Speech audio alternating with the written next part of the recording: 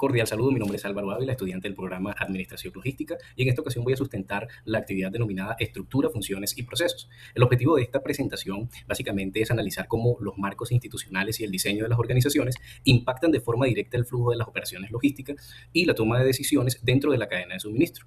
Para ello daremos respuesta sistemática a los interrogantes clave planteados dentro de la rúbrica y la guía de estudio, conectando así la teoría organizacional con la realidad que vivimos dentro de la operatividad de los centros logísticos. Para iniciar responderé qué es una organización. Y es que de acuerdo con el autor y de Alberto Chiaveneto, una organización es un sistema social coordinado conscientemente y compuesto por personas que entre sí interactúan de manera dinámica mediante recursos para alcanzar objetivos específicos que de forma individual serían casi imposibles de alcanzar. Ahora bien, si llevamos esto a nuestro campo, una compañía o una red logística es un ejemplo perfecto de lo que la teoría general de la administración define como un sistema abierto. ¿Y por qué? Pues porque no opera de forma aislada, recibe constantemente entradas o inputs dentro de su entorno como órdenes de compra, pronósticos de demanda y materia prima, los procesa internamente a través de sus actividades de valor agregado como el almacenamiento e incluso el picking, y finalmente hace entrega o salidas o outputs que idealmente se traduce en el pedido perfecto entregado al cliente. El propósito central de la organización logística es garantizar la homeostasis, es decir, la capacidad de mantener el equilibrio y la estabilidad operativa frente a las variaciones e incertidumbre del mercado,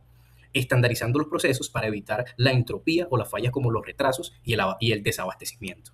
Ahora pasamos al segundo punto y es la pregunta de qué es la estructura organizacional. Y es que podríamos definirla como el marco formal o el esqueleto institucional que determina cómo se dividen, agrupan, coordinan y controlan los roles y las tareas laborales dentro de una empresa. Siguiendo autores clásicos como Richard Duff o Henry Mitzberg, la estructura cuenta con dimensiones de diseño fundamentales. Por otro lado, tenemos la dimensión horizontal, que se refiere a la división de trabajo y la especialización, y en la logística esto fragmenta la operación en eslabones especializados como la compra, la gestión de inventario, las operaciones de muelle, en el CEDI y el transporte de última milla. Y por otro lado, la dimensión vertical, que establece la jerarquía, ¿cierto? Las líneas de reporte y los tramos de control. Define la cadena de mando desde la vicepresidencia de operaciones o la dirección del supply chain hasta los supervisores de turno y operarios de montacarga. Y finalmente, la estructura debe incluir mecanismos de integración en la actualidad. Estos mecanismos están fuertemente soportados por herramientas tecnológicas, como los sistemas ERP y los WMS, que aseguran que la información fluya de manera transversal, rompiendo las barreras físicas y jerárquicas.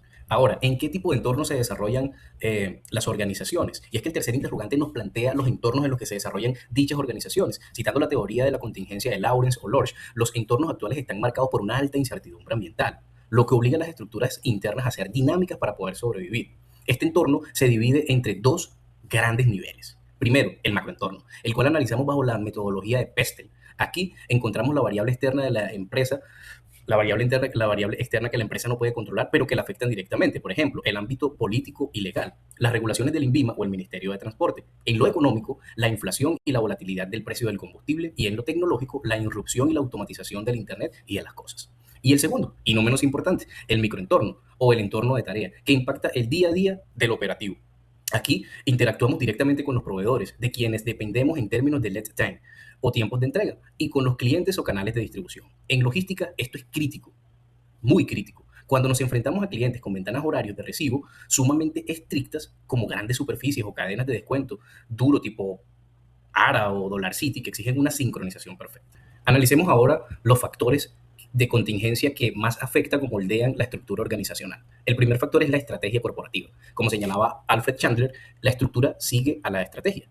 Si una empresa logística opta por estrategia de liderazgo en costos, requerirá una estructura centralizada y regida enfocada en la eficiencia extrema. Si busca la diferenciación, necesitará una estructura flexible y un poco más orgánica. El segundo factor es la tecnología central, la implementación de tecnologías de la información y la comunicación, o los TICs, como un software de gestión de almacenes, WMS, como los conocemos nosotros, algunos estudiantes, que automatiza la asignación de tareas de picking y de control de inventario. Esto genera un aplanamiento de la pirámide organizacional al reducir la necesidad de los supervisores intermedios.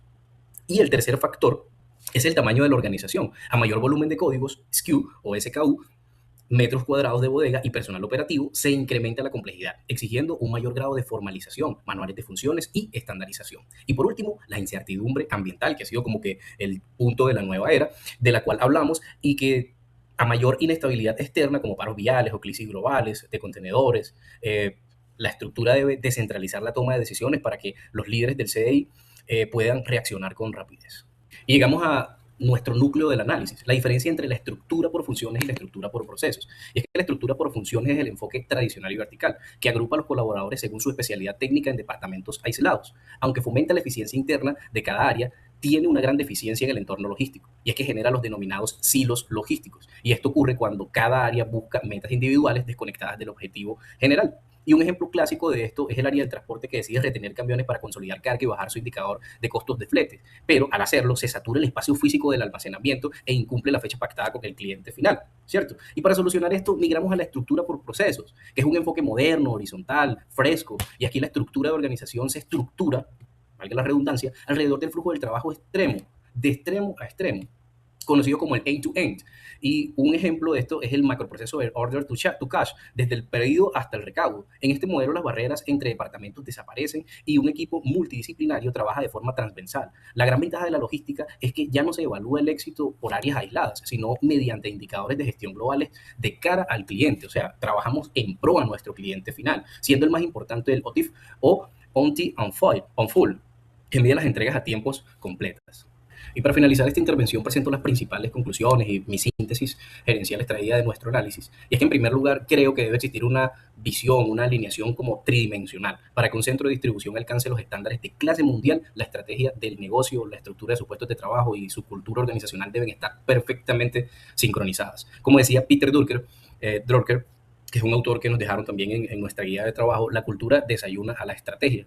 Si algo se ha notado es que todos van enfocados como a lo de la estrategia, cultura, a lo de los procesos. ¿Por qué?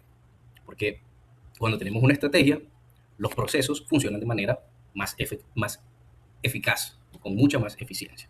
En segundo lugar, las estructuras jerárquicas rígidas y verticales, que es algo que también he analizado bastante, ya no son tan eficientes ante los entornos actuales de alta incertidumbre, o sea, donde no sabemos qué pasará el día de mañana. La transición hacia los enfoques orientados a procesos transversales es indispensable para ganar velocidad, para ganar eficacia, para tener a los clientes satisfechos. Y por último, las herramientas tecnológicas perderán su efectividad y se convertirán en gastos innecesarios si se imponen sobre estructuras obsoletas o culturas corporativas que castigan la colaboración interfuncional. O sea, de nada servirán si se utilizan solamente para cumplir metas y objetivos en sectores específicos e individualistas del proceso. Y el verdadero motor de la eficiencia de la logística radica, y esto también es algo que considero o que he considerado a través de este análisis, radica en un diseño organizacional adecuado.